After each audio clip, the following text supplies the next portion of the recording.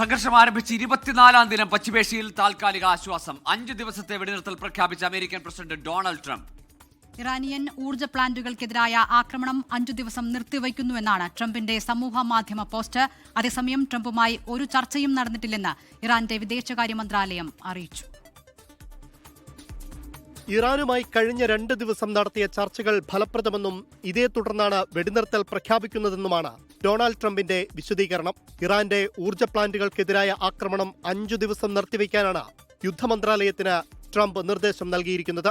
നേരത്തെ ഇറാന്റെ വൈദ്യുത നിലയങ്ങൾക്ക് നേരെ ആക്രമണം നടത്തുമെന്ന് ട്രംപ് ഭീഷണിപ്പെടുത്തിയിരുന്നു. ഇറാൻ തീരത്തോ ദ്വീപുകളിലോ ആക്രമണം നടത്തിയാൽ പെർഷ്യൻ ഗൾഫിലെ എല്ലാ ആശയവിനിമയ സംവിധാനങ്ങളും തകർക്കുമെന്നായിരുന്നു ഇറാന്റെ മുന്നറിയിപ്പ്.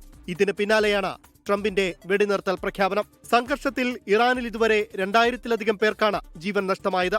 ഇസ്രയേലിൽ 22 പേർ കൊല്ലപ്പെട്ടപ്പോൾ 14 അമേരിക്കൻ സൈനികർക്കും ജീവൻ നഷ്ടമായി.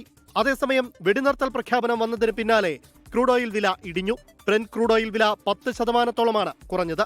അതിനിടെ ഇറാൻ തലസ്ഥാനമായ ടെഹ്റാനിലേക്ക് വീണ്ടും ആക്രമണം നടത്തിയതായി ഇസ്രയേൽ സൈന്യം അറിയിച്ചു. International desk 24.